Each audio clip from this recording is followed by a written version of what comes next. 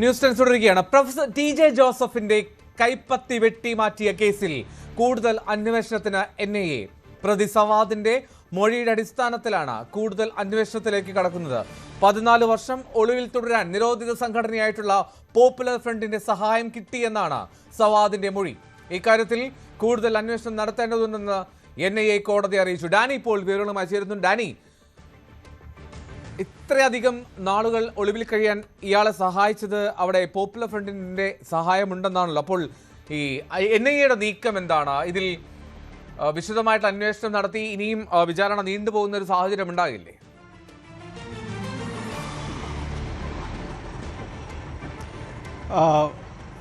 എൽദോ, ഈ കേസിൽ നമ്മൾ ശ്രദ്ധിക്കേണ്ട ഒരു വിഷയമെന്ന് പറയുന്നത് വളരെ രാജ്യത്ത് തന്നെ വളരെ ശ്രദ്ധിക്കപ്പെട്ടൊരു കേസ്, വലിയ രീതിയിൽ തന്നെ അന്വേഷണം നടന്നൊരു കേസായിട്ടാണ് ഇതിനെ കാണുന്നത്. ഈ തീവ്രവാദ കേസായിട്ടാണ് ഇതിനെ കാണുന്നത്. ഈ കേസുമായി ബന്ധപ്പെട്ടുകൊണ്ട് NIA അന്വേഷണം നടത്തുമ്പോൾ ഒരു ഏറ്റവും സുപ്രധാനമായ പ്രതി, ഒന്നാം പ്രതി തന്നെ ഒളിവിൽ കഴിഞ്ഞത് 1-2 വർഷമല്ല, എന്നാൽ 14 വർഷത്തിന് ശേഷമാണ് ഇയാൾ പിടിയിലാകുന്നത്.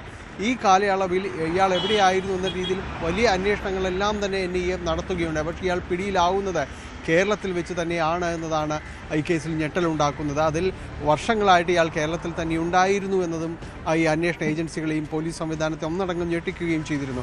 അപ്പോൾ ഇയാളെ കഴിഞ്ഞ നാളുകളായിട്ട് NIA ഇതുമായി ബന്ധപ്പെട്ടുകൊണ്ട് ചോദ്യം ചെയ്യുക, പലവട്ടം ചോദ്യം ചെയ്യലടക്കമുള്ള കാര്യങ്ങളുണ്ടായിരുന്നു. അപ്പോൾ ഇയാൾ പറഞ്ഞിരിക്കുന്ന കാര്യം വളരെ സുപ്രധാനമായ ഒരു കാര്യം, ഇയാൾക്ക് നിരോധിത സംഘടനയായ പോപ്പുലർ ഫ്രണ്ടിൽ നിന്നടക്കം ഈ ഒളിവിൽ കഴിയുന്നതിന് സഹായം ലഭിച്ചിട്ടുണ്ട്. അത് ഒളിവിൽ കഴിയുന്ന സഹായമായും സാമ്പത്തികമായും അല്ലാതെയും എല്ലാം ഇയാൾക്ക് വലിയ രീതിയിൽ ഒരു സംരക്ഷണ കവചം ഇവരെല്ലാം തന്നെ ഒരുക്കിയിരുന്നു.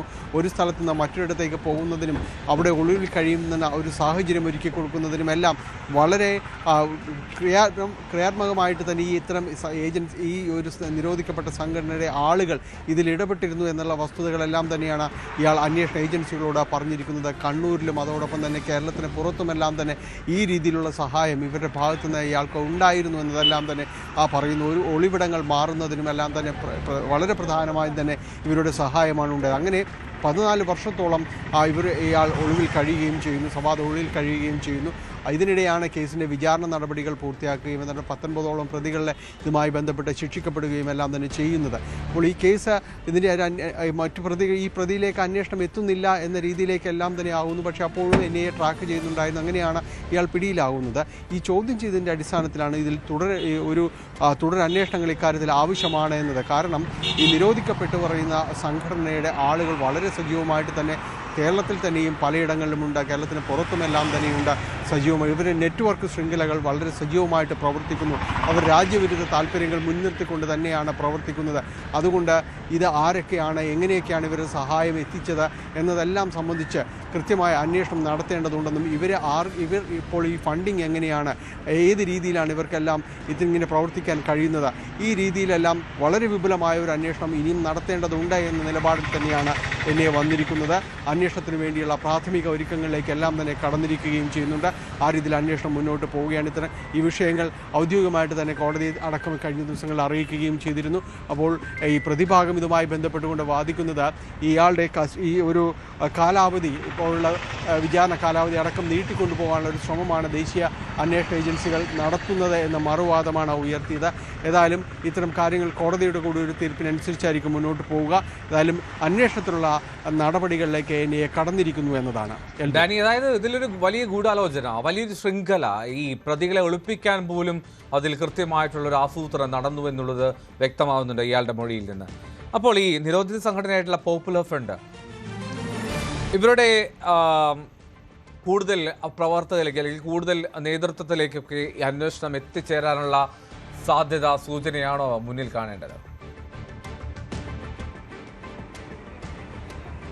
സ്വാഭാവികമായും അത്തരം സാധ്യതകൾ തന്നെയല്ലേ മുന്നിൽ കാണേണ്ടത്. കാരണം കൂടുതൽ ആളുകളിലേക്ക് അന്വേഷണം എത്തുമെന്ന കാര്യത്തിൽ സംശയമില്ല. ഇപ്പോഴും പലയിടങ്ങളിലും ഇതുമായി ബന്ധപ്പെട്ടല്ല എങ്കിൽ കൂടിയും പിന്നെയും ഈ കേന്ദ്ര അന്വേഷണ ഏജൻസികളുടെ ഈ പരിശോധനകൾ പല ഭാഗങ്ങളിലും ഈ നിരോധിത സംഘടനയായാലും പിന്നീട് ഇവരുടെ പ്രവർത്തനങ്ങളെക്കുറിച്ചായാലും പല ഭാഗങ്ങളിലും നടക്കുന്നതാണ്. പലപ്പോഴും അത്തരം പരിശോധനകൾ നടക്കുന്നുണ്ട്. EDയുടെ അടക്കമുള്ള പരിശോധനകൾ ഒരു ഭാഗത്ത് നടക്കുന്നുണ്ട്.